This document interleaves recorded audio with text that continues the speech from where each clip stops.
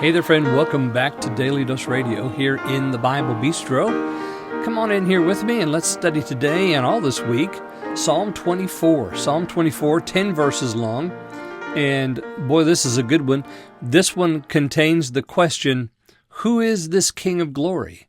And we're going to find out all about him as we look at this wonderful Psalm of David. And as far as an introduction goes, that's all we have. This psalm just is a psalm of David, like 23, and actually like all the psalms going forward from 23 on until we get to 30. I think it's Psalm 30. Then we have more of an introduction, but here these psalms in this section are just psalms of David. And so David writes here some marvelous prophetic information for us. And so we're going to study that this week. This psalm is, some have called it the first day of creation. Some have called it the first Sabbath. This is the psalm you'll see how it begins here in just a minute. So why don't we go ahead and read today verses 1 and 2.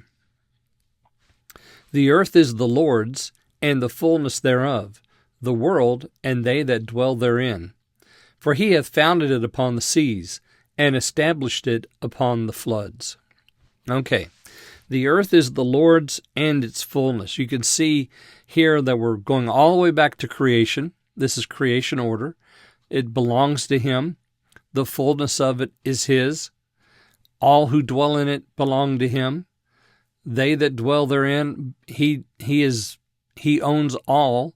And then it says in verse 2, he's founded it upon the seas, established it upon the floods. You can go back again to creation, Genesis chapter 1, and you can see how the Lord did this out of water and in the water. He founded the earth, and he established the dry land and gave the sea its boundaries, of which it was not allowed to pass. And so we have a divine command given to a portion of creation, and here we have the world founded upon the seas, upon the flood. The earth is on the floods, or on the seas. So all this takes us back to Genesis chapter 1. It also takes us forward into 1 Corinthians chapter 10, because in 1 Corinthians chapter 10, Paul actually quotes this verse 1, 24:1, in 1 Corinthians chapter 10 in verses 26 and in 28. And there he's making his argument that we can eat what we like because the earth is the Lord's and the fullness. So that includes everything that can be consumed by man. It's all there. It's all for us.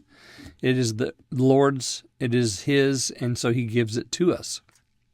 So you go back in 1 Corinthians chapter 10, look at those two verses, and see what's there. Also, there's something else here too. The earth is the Lord's and the fullness thereof, the world and they that dwell therein. So it belongs to him, and sometimes little man thinks that it belongs to him, but that's not the case. I wanted to read to you from Charles Spurgeon, again from his commentary on the Psalms, and I'm sure that this is taken from the Treasury of David. And he says in his commentary on verse 1, he says, the great landowner and true proprietor holds his court above the clouds and laughs at the title deeds of worms of the dust. So, he goes on to say, the deed is not with the Lord of the manor, nor the freeholder, but with the Creator. The fullness of the earth may mean its harvest, its wealth, its life, or its worship. In all these senses, the Most High God is possessor of all. Amen. He's possessor of all things. Yeah, he holds his court in the clouds above, and he laughs at the title deeds of the worms, because it all belongs to him to start with. All right, so the earth is the Lord, the fullness thereof. It's founded upon the waters. And tomorrow, we're going to ask a very important question. Who shall ascend?